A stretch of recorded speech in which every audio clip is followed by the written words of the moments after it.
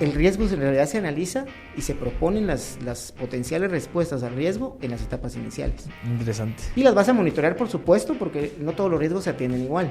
No todos los riesgos tienen la misma probabilidad de ocurrir. La intención es ver todas las fuentes de incertidumbre y cómo eso lo proyectas para que en la ejecución no se conviertan en riesgos que son graves. Hola, soy Marcel Barascut y esto es MB Podcast.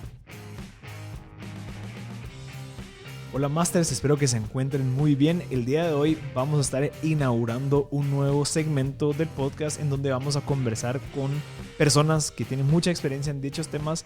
Desarrollamos un pensum especialmente para ustedes, para que ustedes puedan agarrar desde el episodio número 1 y terminar con el número 5, en donde van a poder aprender de una manera ordenada cómo podemos reducir esa probabilidad de fracaso y cómo podemos reducir esa probabilidad y esa incertidumbre que existe al momento que queremos emprender cuando seguimos este pensum. El día de hoy vamos a conversar con el ingeniero Manuel Leiva. Sí, él es especialista en Project Management.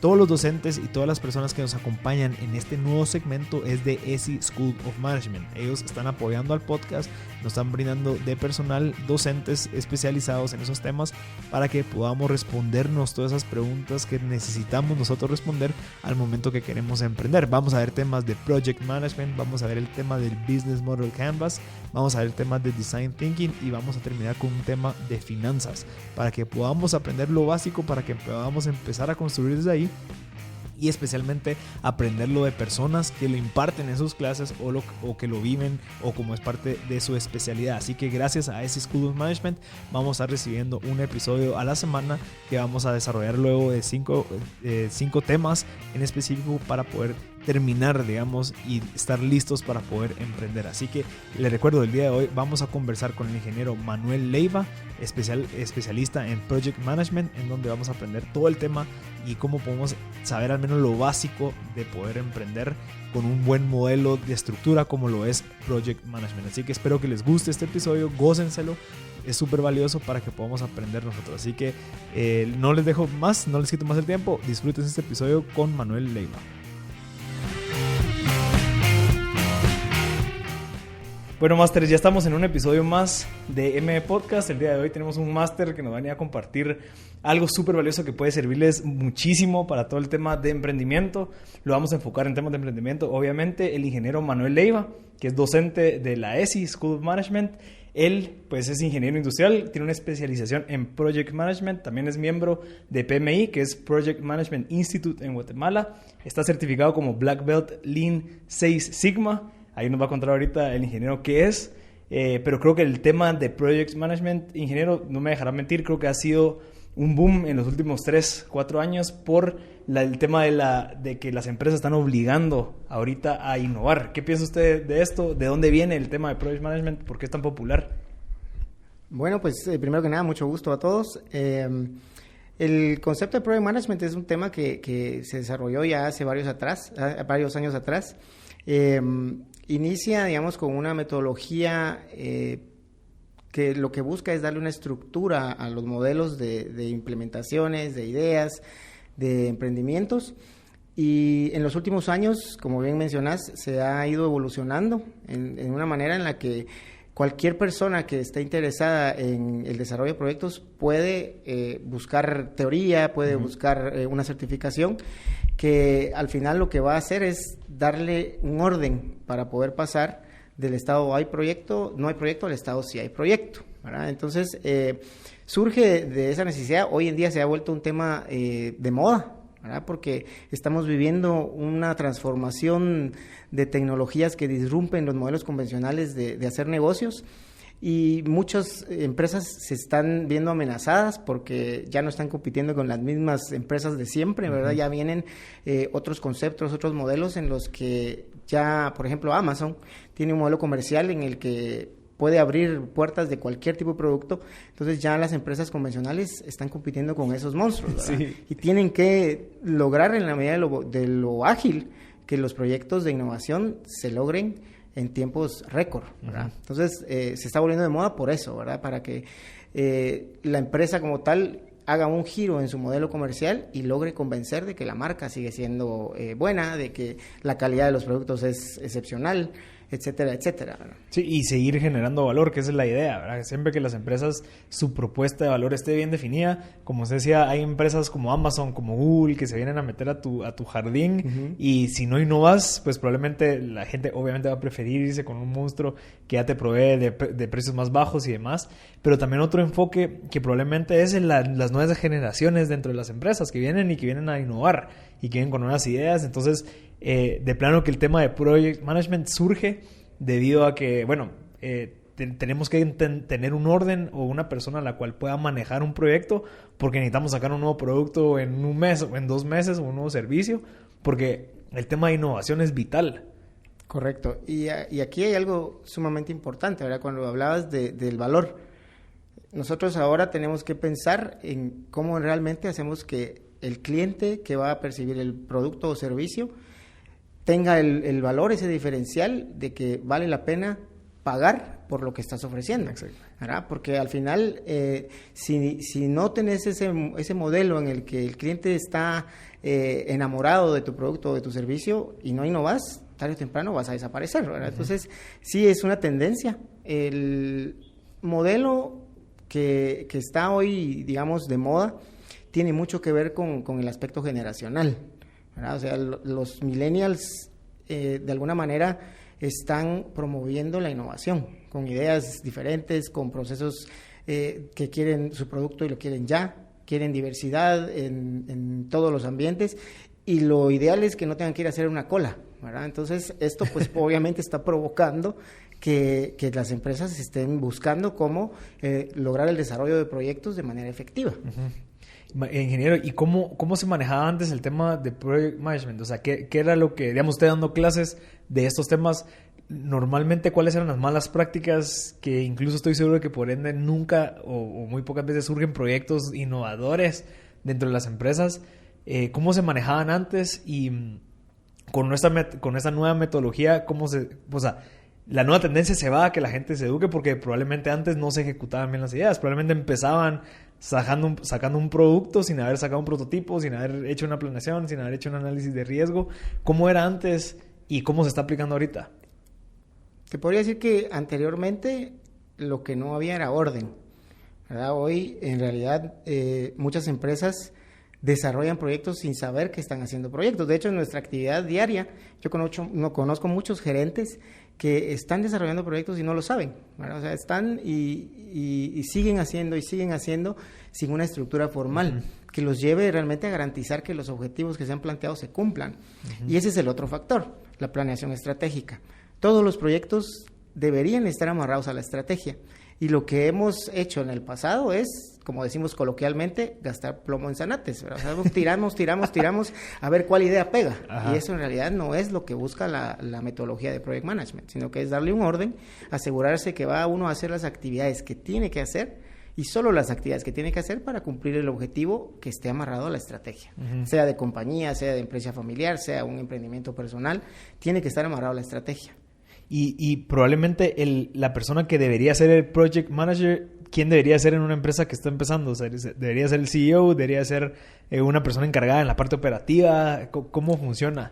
No, en realidad yo diría que es al revés. O sea, los CEOs, los directivos, normalmente no tienen tiempo para ellos gestionar los proyectos. En realidad ellos son quienes van a tomar las decisiones.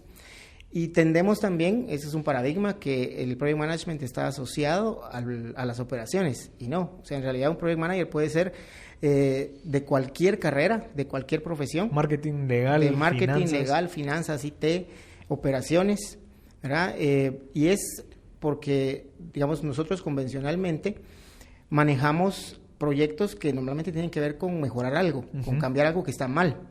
Y esto ya no es, pues, o sea, ahora estamos viendo en cómo, si ya lo hice bien, lo puedo hacer mejor. ¿Verdad? Entonces, no necesariamente va a ir asociado a un directivo. Puede ser mandos medios, ¿verdad? Porque la profesión de Project Management sí tiene que tener cierta autoridad sobre los recursos que están asignados para ejecutar proyectos. Pero puede ser cualquier profesión. Y de hecho, la profesión de Project Management es un complemento. O sea, puede ser cualquier persona. Sí, finanzas, especialidad en Project Management. Exactamente.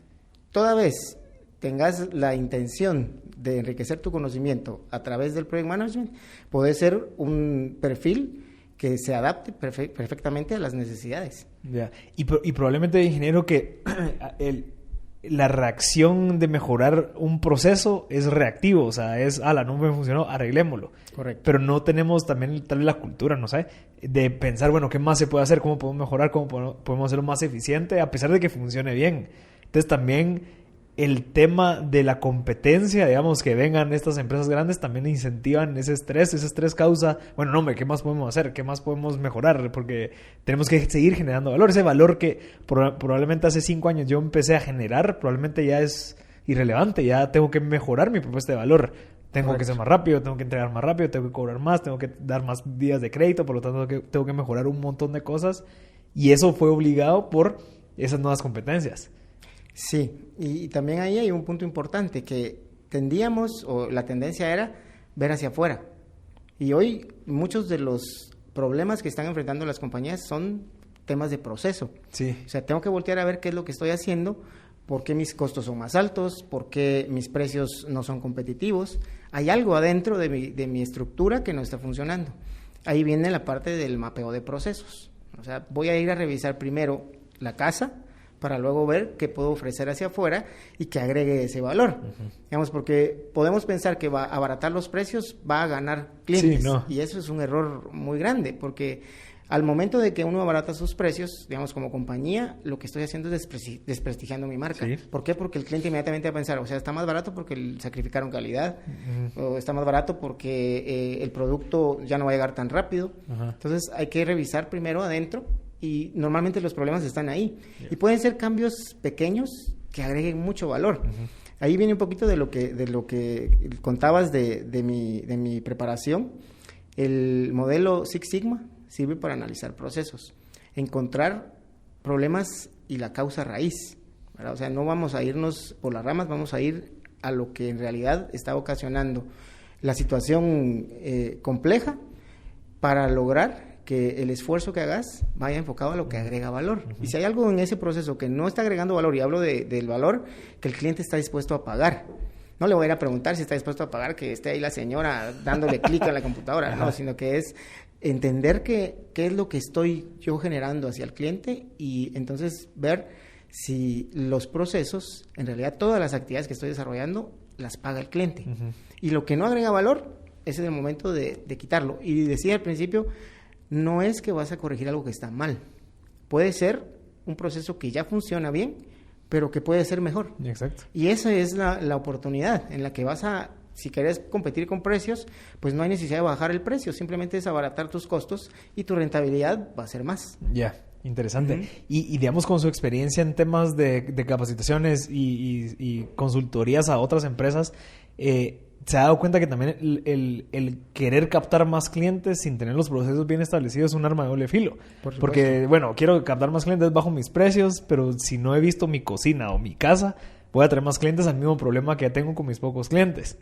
O sea, también es parte de ese management de ciertas empresas, que es, bueno, no, desarrollemos bien nuestros procesos para después salir a buscar clientes. Correcto, y también es otro error que se comete muy frecuentemente, ¿verdad? O sea, pensar que vas a ganar rentabilidad trayendo más clientes. ¿Y por qué no pensar en hacer ese elemento diferenciador que te mantenga al cliente enamorado de tu producto y tu servicio y que esté dispuesto a pagar? Y eso se transmite, eso se propaga. Exacto. Entonces, puedo volverme el mejor, pero tengo que tener muy claro el perfil de cliente al que quiero llegar. Exacto. No me interesa tener a todos los clientes. O sea, como decía yo también al principio, no te vas a convertir en un Mark Zuckerberg inmediatamente, pues, o sea, eso no va a ser un crecimiento exponencial, sino que va a ser asegurar a los clientes que ya tengo y que estén convencidos y que no se vayan a ir con nadie más. Exacto. ¿Verdad?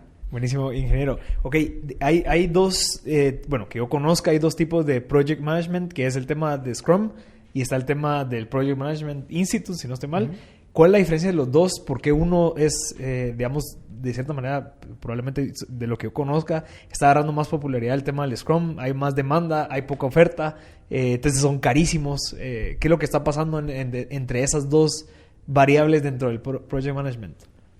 Son metodologías que al final el objetivo es el mismo, ¿verdad? Darle una estructura a la elaboración de proyectos y lograr los objetivos.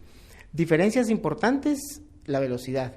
El modelo PMI, que es a través de la guía PMBOK, es un tanto burocrático. Es un proceso que en realidad, una metodología que necesita una estructura, que necesita formular un documento que va a ser aprobado por diferentes partes en la gobernancia del proyecto. Y el modelo Scrum es lo que está de moda, de lo que recién hablamos ahora, ¿verdad? O sea, lo ágil. Quiero que los proyectos se desarrollen y se desarrollen de una manera ágil, y quiero que esa persona que está administrando proyectos pueda administrar uno, varios o programas completos de una manera ágil.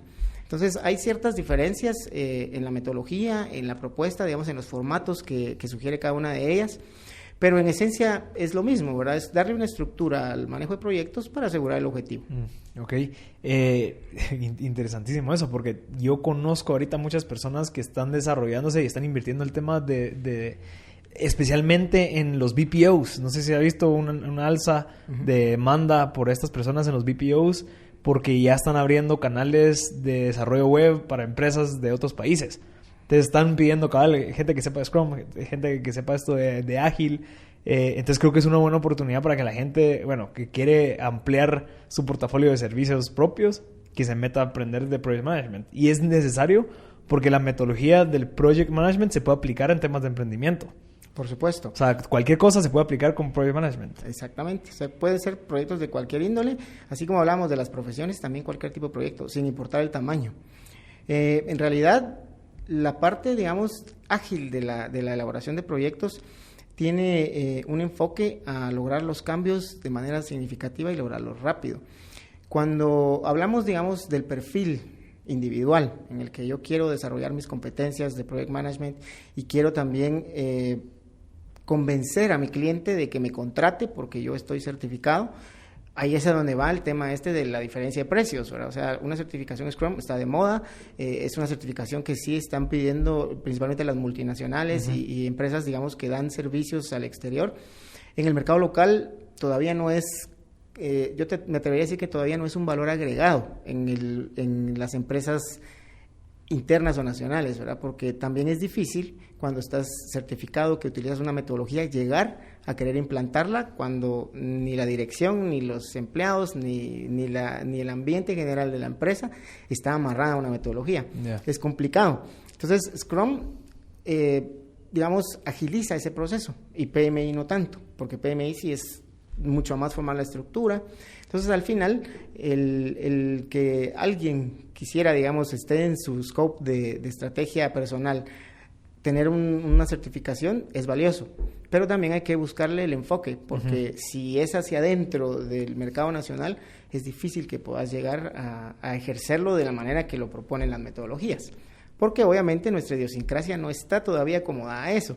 Y mencionando los BPOs y ese tipo de puestos en los que al final obviamente estás prestando un servicio a un agente externo y ellos sí te lo van a pedir, porque pues en Estados Unidos, en Europa, ya ese es un modelo que normal. Es un must. Ajá. Como el inglés, ¿verdad? El inglés no te abre puertas, pero sí te las cierra, ¿verdad? O sea, si no hablas inglés, pues no es que estés fuera, digamos, del mercado laboral, pero si no lo hablas y te toca alguna entrevista y ahí está el inglés 70%, y no lo tenés, la puerta se cierra. Sí. Es el mismo tema con el Project Management. O sea, puedes estar certificado y probablemente no lo necesites como carta de presentación para obtener un empleo. Pero si lo piden y no lo tenés, cierra la puerta. Ingeniero, ok, para comenzar a ver el tema práctico. Me comentaba que hay 4 fases para comenzar cualquier proyecto. Y de esas 4 pues se desglosan en diferentes partes o variables cada una que hay que cumplir. Correcto. ¿Podríamos empezar a ver cuáles son las primeras 4? Sí. Hay 2 formas de verlo, ¿verdad? La primera es el ciclo de vida del proyecto. El ciclo de vida del proyecto se divide en realidad son 5, ¿verdad? Es la etapa inicial, la etapa de planificación, la etapa de ejecución, la etapa de cierre. Y en medio de ellas pues está el esfuerzo de monitorear y controlar los indicadores. Hay una diferencia importante. El ciclo de vida del proyecto lo que te va a decir es cuáles son las tareas y el esfuerzo que debo de hacer para cumplir el objetivo. O sea, el objetivo es entregar un producto o servicio. Sí. Y por el lado del Project Management, las etapas se llaman igual, ¿verdad? Es etapas iniciales, etapas de planificación, ejecución, monitoreo, control y cierre. Pero esto está más enfocado a la parte administrativa. O sea, ¿cómo logro que lo que dicta mi ciclo de vida de proyecto a través de la planificación y la administración eficaz de recursos, cumpla con el objetivo que está especificado. Entonces, los ciclos de los proyectos todos son igual, ¿verdad? O sea, tienen las mismas etapas. Eso no quiere decir que tengan los mismos pasos, ¿verdad? O sea, no es lo mismo, por ejemplo, el desarrollo de un software. Ahí, digamos, por sentido común, necesitas un diseño, necesitas una prueba piloto, necesitas un desarrollo, luego vienen ya las pruebas formales y la entrega final del proyecto. Son 6 pasos, pero vas a tener etapas iniciales en el diseño. Vas a tener incluso una mezcla entre etapa inicial y planificación en el diseño. Entonces, la diferencia es que cada proyecto tiene un traje hecho a la medida para lo que es el ciclo de vida del proyecto. Y para la parte administrativa son los mismos. O sea, vas a poder incluso hacer las 5 etapas de evaluación desde la gestión de proyectos en cada una de las etapas del ciclo de vida del proyecto. Porque es cíclico y vas a estar administrando recursos. Y por eso es tan importante tener una estrategia dentro de la empresa, porque cada proyecto que se lance tiene que ir con un objetivo relacionado con la estrategia. Exacto. ¿Cómo va a aportar este proyecto a la estrategia que tengo, ya sea a mediano, a corto o a largo plazo? Exacto. Y eso, bueno, es otra cosa, que es la idiosincrasia a veces de las empresas de no tener una estrategia en 5 años. Digamos, yo conozco muchas empresas en las cuales no saben y que están haciendo lo mismo. O sea, llevan haciendo lo mismo durante los últimos 10 años y no tienen como que en 5 años queremos implementar esto, queremos atender este mercado. No existe eso. Entonces, la parte de la estrategia es vital para poder tener un proyecto y poderlo llevar a cabo, porque si no estarías trabajando un proyecto a base de nada. Correcto. Y hay casos puntuales que son famosísimos de ese tipo de manejos, ¿verdad? O sea, donde tu pensamiento, tu discurso se vuelve obsoleto y no haces nada para cambiar. Está Blockbuster y Kodak, por ejemplo, ¿verdad? O sea, empresas monstruosas a nivel, digamos, de rentabilidad en años pasados y que no se vieron cómo colarse en las nuevas tecnologías y hoy las ves desaparecidas. Blockbuster salió por Netflix y Kodak por la cámara digital. Ajá. Entonces, ¿por qué menciono esta parte? Porque al final son ejemplos que debemos de voltear a ver. ¿Y qué pasa ahí? No estás amarrando la estrategia completa a los proyectos que estás desarrollando. Porque, digamos, Kodak sacó múltiples cámaras y múltiples papeles de impresión y etcétera, etcétera, pero nunca vieron la oportunidad de la parte tecnológica. Ellos decían, nunca voy no vemos en el futuro una persona que prefiera una foto en digital en una pantalla que una foto impresa. Y hoy Instagram es la realidad de todo eso. O sea, nos encanta que la gente nos dé los likes y mejor si hacen una historia porque mañana ya subo otra. O sea, no tengo que tenerla ahí para siempre, la foto de mi mamá o la foto de mis vacaciones. Entonces, ese tipo de innovación es en la que tenemos que pensar. ¿Cómo logro que ese pensamiento sea holístico? Porque igual no solo es hacia el cliente. Tienes que pensar en competidores, tienes que pensar en la compañía como tal, en tus colaboradores. O sea, ¿cómo es que logras que todas las personas que están involucradas en tu entorno en realidad empujen la estrategia? Sí, ok. En la etapa inicial, usted me comentaba antes del análisis de riesgo. ¿Qué variables deberíamos de nosotros considerar cuando estamos en la etapa inicial de hacer un proyecto? Porque podríamos, incluso ahorita en esta conversación, agarrar un proyecto y decir, bueno, ¿qué es lo que tenemos que hacer en la etapa inicial? Luego en la parte de la planificación, después en la ejecución y en la parte del cierre. Okay. Podríamos agarrar tal vez el ejemplo del salón que usted me estaba contando. Sí. Primero, el análisis de riesgo es algo que se incorpora formalmente en las nuevas metodologías. Anteriormente el análisis de riesgo se hacía únicamente en los temas de sensibilidad. ¿Qué tanto o qué tampoco puedo lograr la rentabilidad que estoy proponiendo? ¿Qué pasa si en vez de 10 gano 15%? ¿Qué pasa si en vez de 15 gano solo 5%? Hoy la propuesta del análisis de riesgo va mucho más allá. Lo que se busca es identificar todas las fuentes de incertidumbre en etapa inicial. ¿Cuáles son las situaciones que pueden provocar desvíos en el cumplimiento del objetivo del proyecto? Y ahí vamos a entrar a hablar de marketing, vamos a entrar a hablar de aspectos técnicos, aspectos legales, ¿verdad? Que normalmente no los vemos. ¿Qué pasa con los salones de belleza? No hay en realidad un estudio de marketing. O sea, se van... y eso es un mal común, no voy a generalizar, pero de los emprendedores que muchas veces se van con intuición o en la parte emocional. Es mi idea, me encanta y va a ser un boom. Ajá. Entonces, en el salón de belleza del garage, Eso es lo que pasa, o sea, me encanta pintar uñas, soy excelente pintando pelo y pongo todo lo que... Me encanta hablar con mujeres. Me encanta hablar con las mujeres, pero no vemos más allá, ¿verdad? O sea, no se hace... Y cuando hablo de un estudio de mercado, tampoco es que voy a contratar una empresa de marketing cada vez que tengo yo una idea nueva, ¿verdad? Sino que es simplemente entender cuáles son los elementos que pueden en realidad darme el salto para que ese negocio o esa idea se vuelva rentable, ¿verdad? Entonces ahí hay un punto clave que es ¿por qué no pensar en el riesgo de una manera calculada para convertirlo en una oportunidad? Ajá. Uno de los principales factores que en mi experiencia te puedo decir que afectan el negocio del salón de belleza en las colonias de vivienda es que no quieren arriesgarse a ir a pagar una renta en un centro comercial. Pero el riesgo de no hacerlo es que la frecuencia de visitas, los clientes potenciales se limitan a 4 cuadras a la redonda, ¿verdad? Porque si no haces promoción, si no, o sea, te conoce la vecina, te conoce el de atrás, pero ¿qué tan frecuente es que van a llegar a arreglarse el pelo ahí a tu salón? Entonces, el análisis de riesgo va orientado a eso, ¿verdad? O sea, tengo que entender primero cuál es el mercado al que quiero llegar.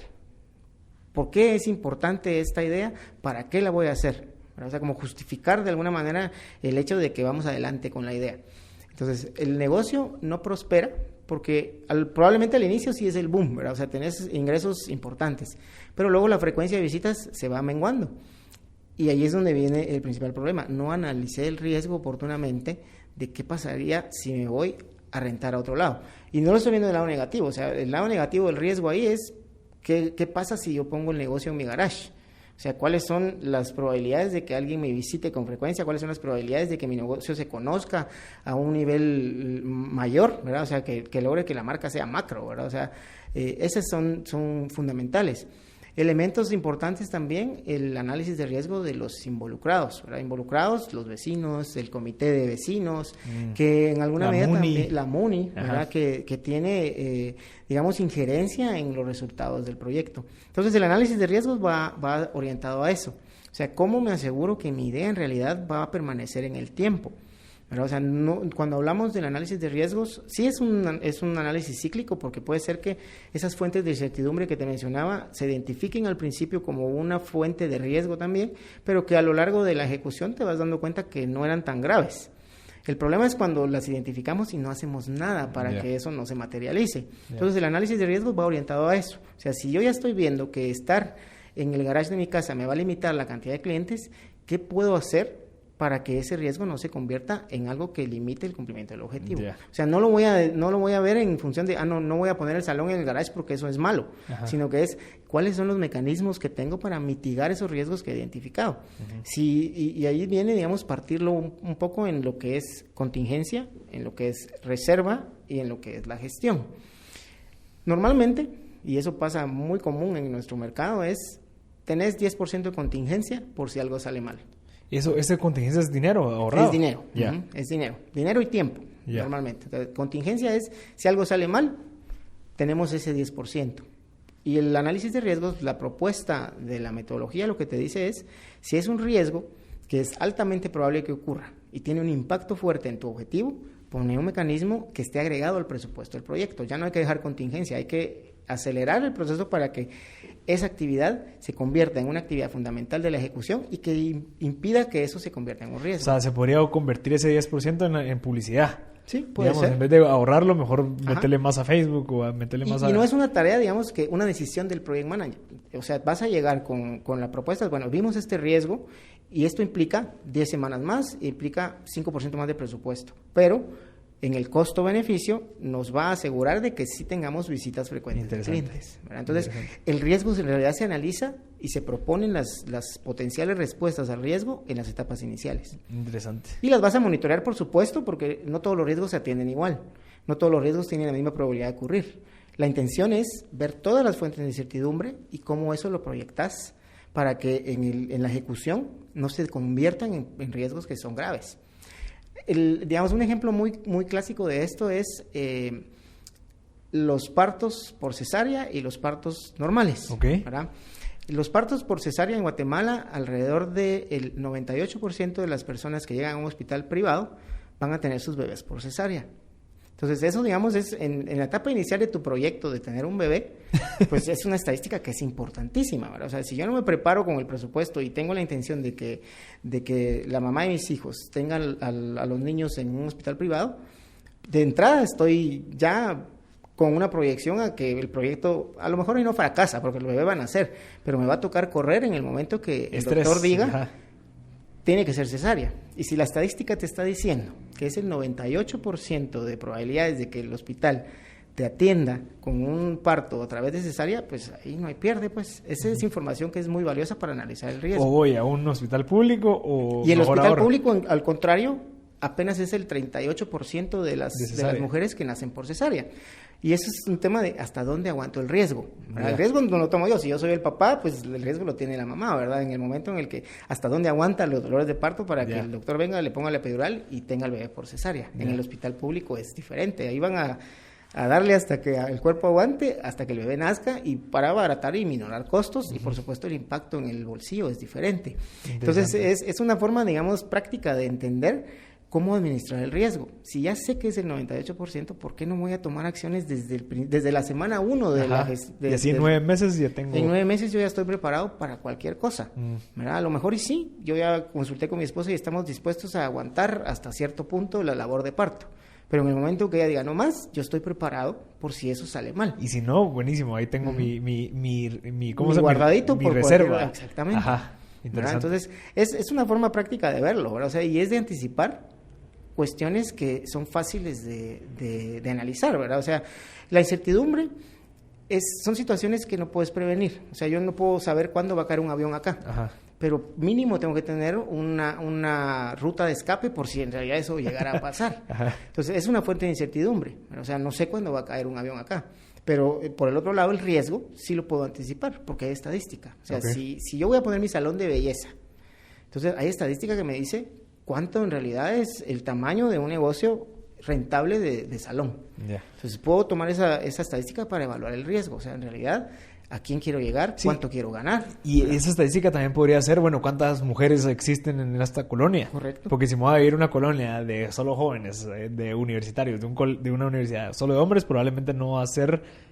No, ya sacamos una estadística de, bueno, no va a ser un salón de 20, sino que va a ser un salón de 2. Exactamente, y a esa va el análisis de riesgos. O sea, si lo vemos desde el punto del lado marketing, el análisis de riesgos va enfocado al tamaño de tu proyecto. O sea, no voy a hacer el salón tipo spa en la colonia porque va a estar vacío todo el tiempo. Voy a hacerlo en función del tamaño de mercado al que quiero llegar. Entonces, por eso te decía, no es que el riesgo diga, no vas con el proyecto. O puede ser que si yo hago el análisis de las edades de las mujeres que viven en mi colonia, a lo mejor me conviene más ir a ponerlo al nivel 1 de un edificio de oficinas. Porque todas las mujeres cuando tienen una sesión van a hacer una cita en el salón a las 6 de la mañana para llegar bien peinadas. Ajá. Entonces, a lo mejor ya aprovecho esa parte, ¿verdad? No me tengo que ir a un centro comercial, puedo irme al nivel 1 de un edificio. Interesante. De oficinas. Entonces, es en etapa inicial. Lo ideal es hacerlo antes para que estés con las actividades que podés desarrollar para evitar que los riesgos se conviertan en algo malo para el proyecto. Ok. Dentro de la etapa inicial, ¿qué otras actividades hay? Digamos, tenemos el análisis de riesgo, que obviamente lo que hace es de que pone, de cierta manera, hace que entendas el panorama al cual te vas a meter, como un análisis de entorno, asumo, que es esto del PESTEL y que metes a ver qué está pasando legalmente. ¿Qué otra variable existe en la etapa inicial? Hay una parte importante que es la gobernancia del proyecto. Okay. La gobernancia del proyecto es hacer un análisis de los involucrados. En conceptos técnicos se conoce como los stakeholders, quienes son los que van a tener influencias en el proyecto, sean involucrados directos o indirectos.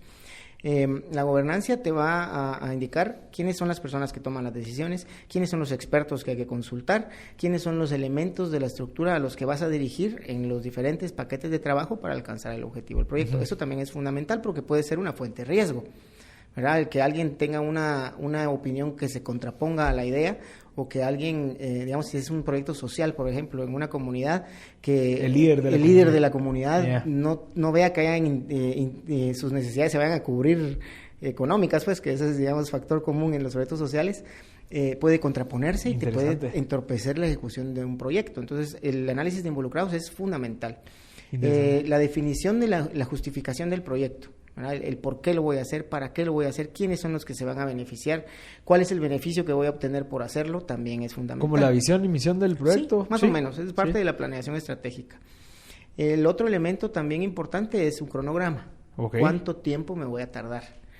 Desde el inicio del proyecto, cuando no hay proyecto, hasta que el proyecto está funcionando. ¿Cuánto es ese tiempo que me voy a tardar? Entonces el cronograma se vuelve fundamental. Otro elemento clave es el alcance del proyecto.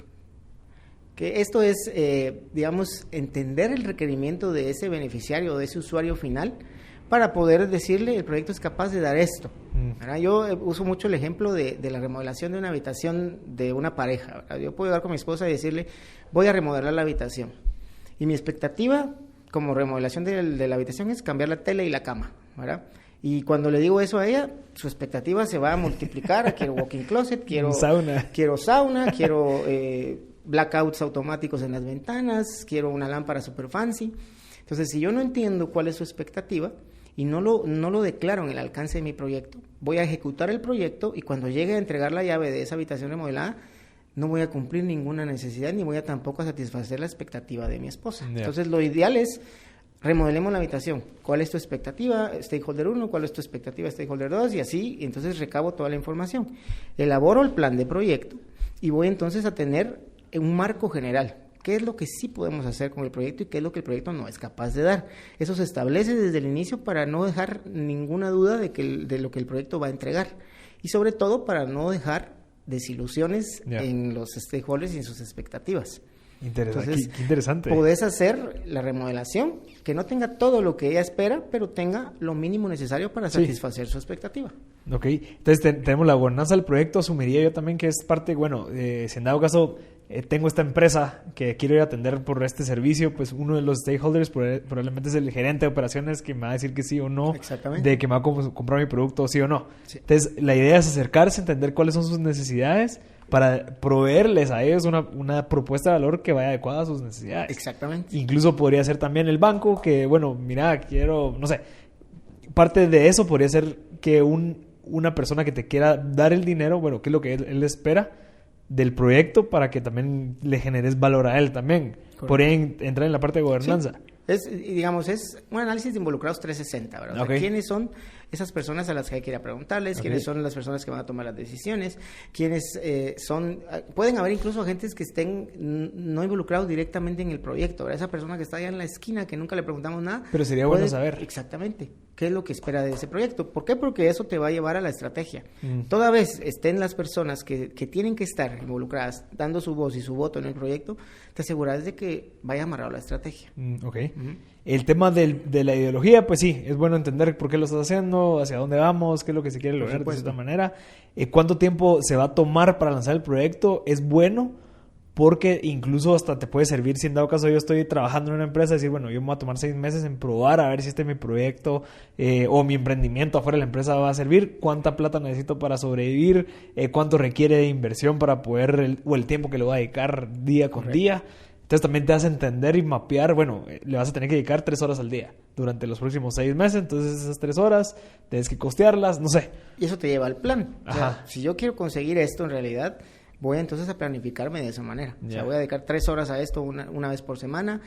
Si quiero que el proyecto se haga más rápido, pues voy a tener más recursos, voy a tener más expertos, porque eso es parte de no tienes que saber de todo para poder ejercer la profesión de Project Management. Hay expertos que te pueden ayudar. Yo he desarrollado proyectos de toda índole. En la escuela, por ejemplo, hay grupos de trabajo que van desde una aplicación hasta la construcción de un edificio. Y no necesitas ser ingeniero civil, no necesitas ser ingeniero de sistemas para poder desarrollar la idea. Lo que necesitas es saber administrar recursos. Exacto. Eso es básicamente. Entonces, si es un emprendimiento, con mayor razón tenés que entrar a hacer un análisis de riesgo. O sea, no vas a sacar tu plata para perderla. ¿Verdad? O sea, no vas a invertir tu tiempo para que eso esté desperdiciado después de 6 meses. ¿Verdad? Entonces, por eso es importantísimo incluir estos elementos en las etapas iniciales. Y todo esto, de cierta manera, se mide. O sea, bueno, ya cumpliste con todo esto. Bueno, pasemos a la siguiente parte, que ya sería la planificación, que es bueno. Sí, digamos, la parte final de todo esto es poner indicadores. Okay. ¿Cuáles van a ser tus indicadores sobre los cuales vas a medir el éxito de lo que estás proponiendo? Y eso es lo que vas a monitorear a lo largo de toda la ejecución. Los famosos KPIs. Los famosos KPIs. ¿Y eso es como, tiene alguna manera que se pueden establecer? ¿Cómo identifica cuáles deberían de ser los KPIs ¿Tiene alguna estructura, una metodología para establecer? Sí, hay metodologías para establecer KPIs, hay cursos también para poder identificarlos, pero en realidad tiene mucho que ver con la meta que querés perseguir, ¿verdad? O sea, y cuáles son los elementos que identificás que te pueden en realidad acercar al éxito del proyecto. O sea, puede ser productividad, puede ser presupuesto, puede ser ingresos. Eso depende mucho del contexto en el que el proyecto se ha creado. Y es mejor si haces esa gestión de KPIs en grupo, porque uno cuando está trabajando solo tendés a sesgarte con lo que interesa y evitas las cosas que son difíciles. O sea, si el KPI es el tiempo, entonces hay que consultar al experto. En realidad, ¿cuánto me puedo tardar en construir y en poner a funcionar un salón de belleza? Entonces el KPI va a ser en función de esas actividades que tengo que llevar adelante en el tiempo que dice el experto que lo tengo que hacer. Interesante. Entonces, sí hay metodologías, ¿verdad? Tampoco es que haya una receta mágica para establecer los KPIs. Lo que sí tenés que asegurarte es que ese KPI realmente mida el rendimiento. Exacto. ¿Verdad? O sea, que no sea solo por decir. Sí sea clave. Que no solo sea veniste temprano, no. Sino que sea cuántos correos mandaste o como que para tener un índice de probabilidad. De qué es lo bueno y qué es lo malo. Y también tener como parámetros, ¿verdad? Hasta dónde es bueno y hasta dónde es malo. O sea, más o menos 5%. Más del 5% tengo que activar alguna situación para corregir el camino. Ya. Ok. Esa es la parte inicial. En la parte de planificaciones, ¿qué variables podríamos entender? En la parte de planificación, acá es donde, digamos, la frontera entre una etapa y otra es la aprobación del proyecto. O sea, en la etapa inicial hay un concepto que se conoce como el Project Charter. El Project Charter es como que el resumen de todo lo que lleva el proyecto en términos de tiempo, presupuesto, personas involucradas, objetivos y la justificación. Entonces, convences de que el proyecto vale la pena perseguirlo. Entonces dicen, ok, es el go del proyecto. Entramos a la etapa de planificación. La etapa inicial es como a nivel high level, ¿verdad? Voy a estar haciendo análisis, probablemente voy a investigar de fuentes secundarias, voy a googlear ciertas informaciones, llamo a conocidos para ver más o menos cuánto me va a costar, cuánto, digamos, es el esfuerzo que tengo que hacer. O sea, es el check de dedicarle más tiempo a esta posible idea. Entonces, cuando pasamos a la etapa de planificación es cuando ya haces el deep dive. Voy a entrar a hacer una investigación formal para convencer y para confirmar que lo que puse en la etapa inicial va a ser posible cumplirlo. ¿Verdad? Y cualquier variación, pues se vale regresar. Por eso te decía que los procesos de management son cíclicos, porque yo puedo estar en planificación y encuentro algo que no hace tanto sentido, entonces regreso a la parte inicial, corrijo y vuelvo entonces a entrar a la planificación. Entonces la planificación es el detalle. Ahí voy a entrar a poner, digamos, si estamos hablando de una construcción, ahí voy a tener como entregable final el diseño formal, estructural, eléctrico, layout de todo el edificio. Antes de empezar a construir. Antes de empezar a construir. Digamos, porque ahí ya tenés recursos. Te dan la aprobación en el término de la etapa inicial y ya tenés recursos. No te los van a dar todos al mismo tiempo, pero te los van a dar seccionados. Entonces, la planificación lo que asegura es que no te vayas a gastar ningún centavo más. No tienes que ahorrar, por eso decía que hay que ser eficaz, ¿verdad? Tenés que asegurarte de que las etapas se van cumpliendo y que se va consumiendo el presupuesto de la misma manera en la que está planeado. Entonces, ahí vas a entrar a hacer una profundidad de análisis mucho mayor, porque es realmente asegurarte de que las cosas van a pasar así. Y ahí volvés a analizar el riesgo, las cosas que identifiqué como fuente de incertidumbre, ahora cómo eso tiene un impacto económico en el proyecto. Le pongo números, entonces se vuelve como, es la parte medular, te diría yo, del proyecto, ¿verdad? La planificación, ahí va a entrar todo el detalle posible para que no falle nada. Interesantísimo. Y, digamos, ahí entraría la parte del desarrollo y establecimiento de presupuestos. Los presupuestos se desarrollan y se establecen en la fase inicial. Se me olvidó mencionar es parte del Project Charter, el presupuesto. Hay que hacer, digamos, un análisis general, cotizar, investigar para saber cuánto te va a costar. Y siempre con un margen de error, o sea, un margen en donde... se puede, digamos, esa es parte de la contingencia. Digamos, el análisis de riesgo, el presupuesto se mide en 4 líneas fundamentales. El presupuesto base, que es lo que te va a costar la inversión. La inversión fija y la inversión variable. La inversión fija es literalmente todo lo que se vuelve o se convierte en tu contabilidad un activo fijo. ¿Sí? Supongamos computadoras, que lo que vas a hacer es, tu emprendimiento es comprar una flotilla de 5 vehículos para meterlos a Uber. ¿Sí? Tu inversión fija es el costo de los vehículos. Digamos que cada carro, si son nuevos, van a valer $20,000. Esa es la inversión fija. La inversión variable es el dinero que necesitas para poner a funcionar ese proyecto y que tengas al menos 6 meses sin necesidad de desembolsar nada. El famoso runway. Exactamente. Entonces, ¿qué va a hacer eso? El salario del piloto, la gasolina del carro, el mantenimiento, las rentas, etcétera. Entonces, mínimo 6 meses. Y también ese es otro error que se comete y por eso fallan los salones de belleza, porque voy a gastarme toda la plata en lo que es la inversión física y queda lindo el lugar. Pero ¿Con no qué tengo le pago a para los el estilistas? cash flow. ¿Con qué pago la renta? ¿Con qué pago la electricidad? ¿Y de dónde va a salir esa plata si no la pusiste en tu presupuesto original? Entonces, esa es la siguiente línea, ¿sí? Contingencias. ¿Qué pasa si no? Entonces, tengo un guardado por si algo sale mal. Y hay un tercer escalón en el presupuesto que se llama la reserva de gestión, Okay. que si es un riesgo que no viste, si es una situación que no se analizó, pues está esa parte ahí, ¿verdad? Para hacerlo de manera objetiva, ¿verdad? O sea, entonces vas como que subiendo en escalones. Obviamente tampoco es sano meterle mucho porque entonces el proyecto se te puede volver una gran canasta de desembolsos, ¿verdad? Ya. Ok, entonces dentro de ese presupuesto se establece antes de pasar a la planificación. Sí, correcto. Ok, dentro de la planificación ya ves más profundo, o sea, te metes a investigar, contactas ya posibles clientes, posibles usuarios, obtienes insights. Y también los expertos entran a funcionar mucho, ¿verdad? O sea, que te den los tips para que las actividades en realidad cumplan con lo que se ha planeado. Okay. Entonces, si vamos a la teoría básica, la etapa inicial es el estudio de prefactibilidad. Ahí estableces tu marco de mercado, cuál va a ser el sector al que vas a llegar, cuál es tu presupuesto inicial, etcétera, etcétera. Y luego viene la factibilidad. Cuando ya haces los análisis formales, entregas tu estudio de mercado formal, el análisis de riesgo formal, y entonces ya pasas a la ejecución. La frontera entre una y otra es que vas a tener tu plan formal. En la metodología PMI, el plan para la dirección de proyectos es un documento que tiene todos los planes para gestionar comunicaciones, gestionar cambios, gestionar presupuestos, tiempos, etcétera. Es un documento bastante amplio. Entregas esa parte con los diseños finales de lo que sea, y cuando hablo de diseños no necesariamente es un diseño estructural, ¿verdad? O sea, un edificio, puede ser un diseño de un producto, puede ser el diseño de tu modelo de prestación de servicio. O sea, si lo que vas a tener en un salón es el diseño de cómo va a funcionar el salón. Yo cobro, limpia, no sé cuánto. Ya. Entonces, a partir de ese momento, entonces empezás a ejecutar de acuerdo a lo que planeaste. Yeah. Y ahí viene y entra a funcionar el alcance del proyecto. Voy a hacer solo lo que tengo que hacer para cumplir el objetivo del proyecto. Por supuesto que hay cambios, no quiere decir que esté escrito en piedra, ¿verdad? Porque siempre hay oportunidades.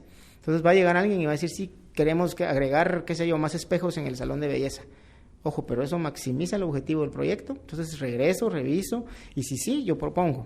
Bueno, este cambio implica, qué sé yo, 5% más de gasto, pero maximiza el objetivo y eso va a atraer mucho más clientes. Yeah. Y si no, también. O sea, no agrega valor, no es un cambio que maximice mi objetivo, no va. Entonces, la parte en la ejecución ya involucra todo el monitoreo y control. En el momento en que pones la primera piedra, ahí hay que monitorear y controlar. Entonces, ahí es donde se mezclan. Y esa etapa la vas a llevar hasta el cierre del proyecto. Monitorear y controlar tus indicadores, tus disparadores de riesgo, potenciales eventos, digamos, que no están planificados. Ahí los vas a ir monitoreando y regresando hasta que llega finalmente el cierre del proyecto.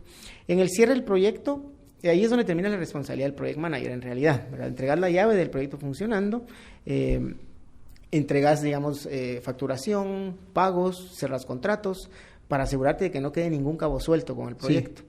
Cerras, haces tus pruebas finales y en ese momento puedes pasar a otro proyecto. Y a ese proyecto se le entrega al usuario final, al dueño, final, digamos como al departamento de mercadeo. Correcto. O al departamento de finanzas. Bueno, muchachos, sí funcionó, aquí están los procesos y yo voy a conseguir otro proyecto. Así es. Mira, una pregunta, en la parte de ejecución, si en dado caso, yo no sé qué tanto, o tal vez ya gente que experta como vos, el tema de planeación probablemente deja mucho a la incertidumbre de lo que pueda pasar, de oportunidades que pueden surgir.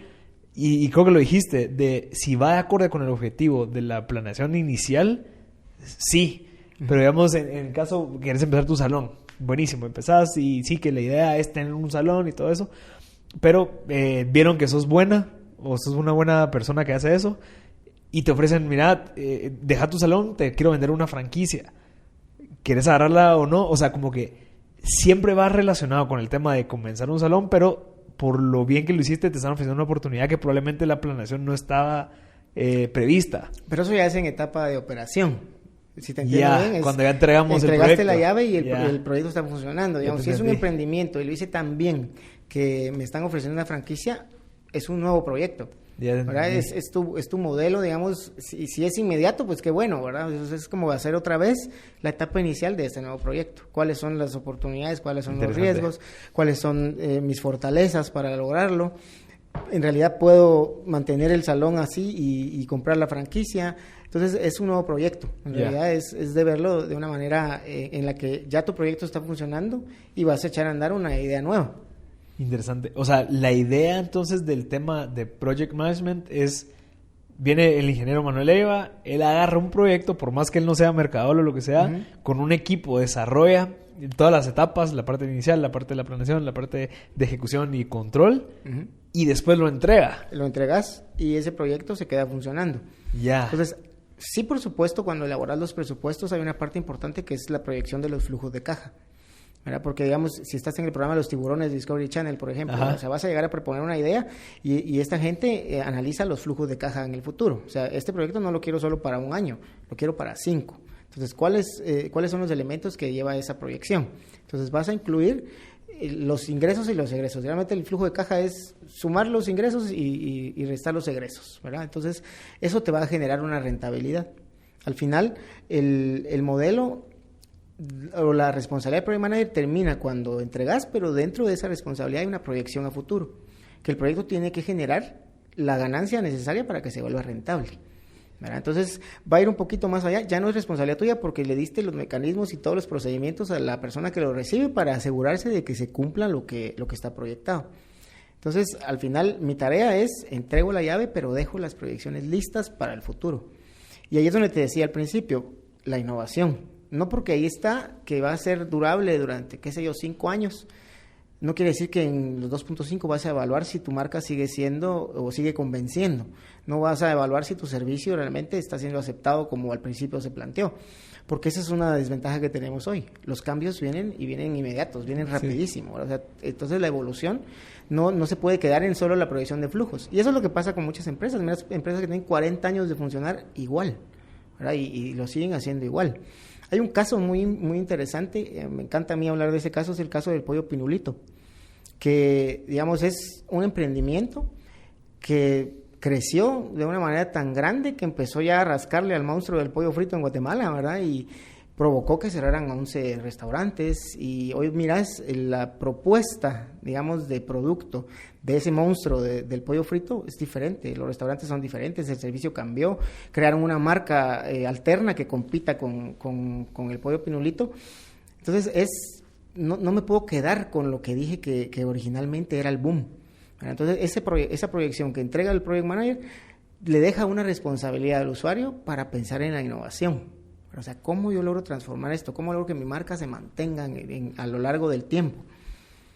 Sí, porque y va relacionado con lo que estábamos hablando al principio, el tema del estrés, el tema de que cuando viene un competidor nuevo te obliga, lastimosamente hay empresas que les obliga a ver qué haces y tal vez no es lo más correcto esperar a que venga un momento de estrés para que innoves, sino que anticipar esa innovación y decir, bueno, ¿qué más puedo agregar? ¿En dónde más puedo mejorar? Exactamente, y aquí hablamos de este caso que te menciono del David y Goliat, ¿verdad? O sea, quien en realidad tuvo que innovar fue Goliat, porque el otro se fue y el éxito de Pollo Pinulito fue que sabía perfectamente el perfil del cliente al que quería llegar. No iba a competir con los clientes que ya estaban en el otro restaurante, o sea, ellos y siguen así, siguen manteniendo. Lo que hacen es convencer más al cliente que ya tienen. No quieren quitarle el mercado al otro, quieren ganar el mercado que el otro no tenía, ¿verdad? Entonces, ese es el éxito, en el que estás enfocado realmente en el perfil del cliente que quieres llegar, y a ese cliente lo vas a convencer y lo vas a enamorar a lo largo del tiempo para que nunca se vaya a comprar con alguien más. Exacto. Ingeniero, ¿qué otra cosa deberíamos de tener en consideración? Ya tenemos las 4 fases iniciales, bueno, sí, las 4, que es la parte inicial, la parte de planificación, la parte de ejecución y la parte de cierre. ¿Deberíamos de saber algo más del tema de Project Management? Pues yo creo que no. En realidad esto es un tema más de atreverse a hacerlo, ¿verdad? O sea, cómo en realidad transformo mi manera de implementar mis ideas en una situación que tenga una estructura formal, que haya una planificación y que eso me asegure que voy a ser exitoso. Sí, reducir la probabilidad de fracaso es lo mejor. O sea, no que no se vuelva no fracasable, sino que mientras menos lo reduzcamos, es mejor. Es mejor, correcto. Ajá. Ok, ¿recomienda algún libro o algo en donde la gente que está escuchando pueda empezar a aprender el tema de Project Management? Sí, por supuesto. Hay la guía Penbook, Ese es PMBOK. PMBOK es el Project Management Book of Knowledge. Ese es del PMI. Es una guía, no es la receta mágica, ¿verdad? Es una guía que te va dando los elementos que debe tener la estructura del proyecto. Hay un libro muy interesante, es un audiolibro de hecho, que se llama Bueno, Bonito y Carito. Bueno, Bonito y Carito. Es de David Guzmán. Él lo que promueve ahí es la innovación. Te da una visión diferente de cómo crear esos agentes diferenciadores para llegar al momento oportuno de la innovación. Cómo enamoras a tu cliente, cómo logras que esos factores diferenciadores mantengan a lo largo del tiempo tu marca en el pensamiento de los clientes. Es un libro, la verdad, que muy interesante, y es un audiolibro, lo puedes escuchar cuando vas manejando, sí, ¿verdad? Aprovechando las horas que pasamos hoy metidos en el tráfico. Es también muy, muy bueno. Hay un libro de la teoría del riesgo. Hay un autor que se llama Chris Chapman, que tiene un libro que se llama Project Management Risk. Ajá. Él también da un enfoque diferente al manejo del riesgo, ¿verdad? Para identificar cuáles son esos elementos que en realidad pueden provocarte desvíos en el cumplimiento de los objetivos, y lo hace de una manera muy clara y muy amigable, ¿verdad? Él propone en su teoría hacer ese análisis a profundidad de los elementos que generan incertidumbre, y sobre eso planear la ejecución con el riesgo medido. Porque que identifiques riesgos no quiere decir que no vas con el proyecto, ¿verdad? A veces el caso Pinolito es clave, si lo pueden googlear, van a encontrar ahí muchas informaciones. Es precisamente eso, ¿verdad? O sea, no temo de ir a pelear con Goliat, toda vez yo tengo claro la meta a la que quiero llegar. Y ese es un principio de los 7 hábitos de las personas altamente efectivas, ¿verdad? El fin en mente, ¿qué es lo que yo quiero lograr con esto? Interesante, gracias, ingeniero. Bueno, y creo que nos ayudó bastante a entender realmente, definitivamente nos deja la espinita de seguir o incluso entrar en esto, ¿verdad? Porque se puede, hay cursos, hay certificaciones que uno puede empezar a desarrollar esas habilidades. Una última pregunta, el tema de Project Management, ¿se le facilita más a la gente que tiene alguna ingeniería por el tema de procesos, o cree que es igual para todos? No, en realidad es igual para todos. Sí. Digamos, la experiencia más clara que tengo de eso es la escuela ESI, ¿verdad? O sea, ahí hay personas de todas las carreras, incluso personas que se meten a los programas de diplomado que no tienen una preparación académica, salen con el conocimiento de Project Management fortalecido, y realmente lo que buscamos es darles estructura. Exacto. Para que puedan llevar adelante sus proyectos, sean emprendimientos, sean proyectos de organización, sean mejoras en empresas familiares, o sea, realmente cualquier persona que tenga la intención de enriquecer sus conocimientos y de aplicar metodología para lograr el éxito, puede meterse al Project Management. Buenísimo, ingeniero. ¿Dónde lo pueden contactar si alguien que está escuchando le interesa tal vez contratarlo para algún servicio dentro de la empresa? Pues sí, en LinkedIn me pueden encontrar, Manuel Leiva, es mi nombre ahí en la red. En Instagram también estoy, ¿verdad? Okay. ¿Algún correo?